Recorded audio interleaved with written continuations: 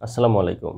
ষষ্ঠ শ্রেণীর প্রিয় শিক্ষার্থী, ষান্মাসিক সামষ্টিক মূল্যায়নে ডিজিটাল প্রযুক্তি বিষয়ের কাজ আমার শিক্ষা প্রতিষ্ঠানের ইতিহাস ও ঐতিহ্য নিয়ে প্রোফাইল তৈরি। এই বিষয়টি তোমাদের অনেকে বুঝতে পারছো না। অনেকে বুঝতে পারছো না কিভাবে প্রোফাইল তৈরি করতে হয় আর প্রোফাইল বলতে কী বোঝানো হয়। প্রিয় শিক্ষার্থী, আজকের এই আলোচনায় আমি তোমাদেরকে দেখিয়ে দিব কিভাবে ডিজিটাল প্রযুক্তি বিষয়ের আমার শিক্ষা প্রতিষ্ঠানের ইতিহাস ও ঐতিহ্য নিয়ে প্রোফাইল তৈরি করতে হয়।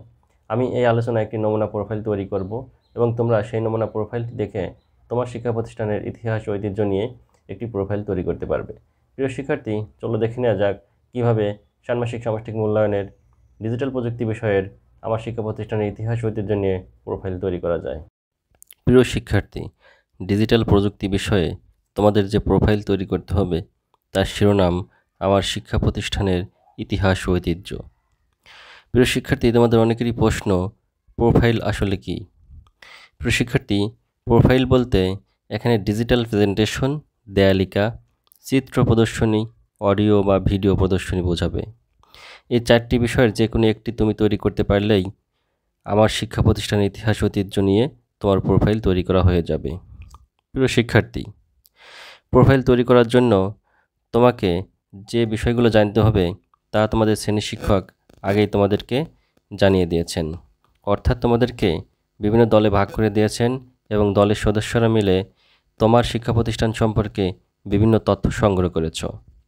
যে তথ্যগুলো সংগ্রহ করেছ, তথ্যগুলো হলো তোমার শিক্ষা প্রতিষ্ঠানের প্রাক্তন শিক্ষার্থী যারা পেশাক্ষেত্রে সফল হয়েছে, প্রাক্তন শিক্ষক যারা আন্তরিকতার সাথে শিক্ষাদান করেছেন এবং সবার প্রিয় শিক্ষক ছিলেন, প্রাক্তন ও বর্তমান শিক্ষার্থীদের স্মৃতি বিজড়িত গল্প, বর্তমান ও প্রাক্তন শিক্ষার্থীদের স্মৃতি বিজড়িত ছবি, শিক্ষা প্রতিষ্ঠান সম্পর্কিত বিভিন্ন তথ্য যা বিভিন্ন পত্রিকা, ম্যাগাজিন বা অনলাইনে প্রকাশিত হয়েছে। এর সাথে আরেকটি তথ্য লাগবে, সেটা হলো শিল্প সংস্কৃতি ও খেলাধুলায় আমার শিক্ষা প্রতিষ্ঠানের অর্জন। অর্থাৎ তোমার শিক্ষা প্রতিষ্ঠান শিল্প সংস্কৃতি ও খেলাধুলায় যা অর্জন করেছে সেই সম্পর্কিত তথ্য। প্রিয় শিক্ষার্থী, এই তথ্যগুলো দলগতভাবে তোমাদেরকে সংগ্রহ করতে হবে এবং এই তথ্যগুলো ব্যবহার করেই তোমাকে একটি দেয়ালিকা তৈরি করতে হবে। প্রিয় শিক্ষার্থী, ডিজিটাল প্রোফাইলের মধ্যে যে চারটি বিষয় ছিল তার মধ্যে থেকে দেয়ালিকা তৈরি করা সহজ বলে আমি তোমাদেরকে দেয়ালিকা তৈরি করে দেখাবো। চলো এখন দেখে নেওয়া যাক কীভাবে দেয়ালিকা তৈরি করতে হয়। আমি তোমাদেরকে ধাপে ধাপে একটি দেয়ালিকা কিভাবে তৈরি করতে হয় সেটি দেখিয়ে দিব। প্রিয় শিক্ষার্থী, তোমরা প্রথমে একটি সাদা আর্ট পেপার নেবে। সাদা আর্ট পেপারটির চারপাশে রঙিন কালি দিয়ে বর্ডার তৈরি করে নেবে। তারপর আর্ট পেপারটির দৈর্ঘ্য বরাবর মাঝামাঝি স্থানে শিরোনাম লিখবে। এখানে আমি লিখেছি আমার শিক্ষা প্রতিষ্ঠানের ইতিহাস ও ঐতিহ্য। শিরোনামের নিচে তুমি তোমার শিক্ষা প্রতিষ্ঠানের একটি সুন্দর ছবি স্থাপন করবে। এরপর ওই ছবির নিচে তুমি তোমার শিক্ষা প্রতিষ্ঠানের ইতিহাস, ঐতিহ্য, স্থাপনার সাল, প্রতিষ্ঠাকারী সহ বিভিন্ন তথ্য একটি রঙিন কাগজের উপরে লিখে স্থাপন করবে। শিক্ষা প্রতিষ্ঠান সম্পর্কিত যে তথ্য তুমি রঙিন কাগজের উপরে লিখবে সেটি যেন স্পষ্টভাবে বোঝা যায় এমন কালি দিয়ে লিখবে। অর্থাৎ তুমি তো রঙিন কাগজ নিয়েছো, সেই রঙিন কাগজের উপর কোন কালি দিয়ে লিখলে লেখাগুলো স্পষ্ট বোঝা যাবে সেটি মাথায় রেখেই লিখবে। এরপর তোমার বিদ্যালয়ের ছবির পাশে অর্থাৎ ডান পাশের কোণায় আরও একটি রঙিন কাগজ নেবে, যে কাগজটি তোমার শিক্ষা প্রতিষ্ঠানের ডান পাশে বসাতে হবে এবং এই কাগজের মধ্যে তুমি তোমার সংগৃহীত তথ্য থেকে আরও একটি গুরুত্বপূর্ণ তথ্য হলো প্রাক্তন শিক্ষার্থীদের স্মৃতি বিজড়িত ছবি। এগুলো তুমি আঠা দিয়ে ওই রঙিন কাগজের উপরে স্থাপন করবে। এমনভাবে স্থাপন করবে যেন রঙিন কাগজটি চারপাশ থেকে দেখা যায় এবং বোঝা যায়। তার নিচে আরও একটি রঙিন কাগজ নেবে, যে কাগজটির মাঝখানে তোমাকে আরও তথ্য স্থাপন করতে হবে। এই তথ্যগুলো হবে প্রাক্তন শিক্ষার্থীদের স্মৃতি বিজড়িত গল্প। অর্থাৎ এই কাগজের উপরে তোমাকে তোমার বিদ্যালয়ের প্রাক্তন শিক্ষার্থীদের কাছ থেকে সংগৃহীত স্মৃতি বিজড়িত গল্পগুলো লিখে স্থাপন করতে হবে। এরপর আরও একটি রঙিন কাগজ কেটে নিয়ে প্রাক্তন শিক্ষার্থীদের স্মৃতি বিজড়িত গল্প এর নিচে স্থাপন করতে হবে। এমনভাবে স্থাপন করতে হবে যেন একটির সাথে আরেকটি লেগে না যায়, অর্থাৎ মাঝখানে যেন সাদা একটি অংশ দেখা যায়।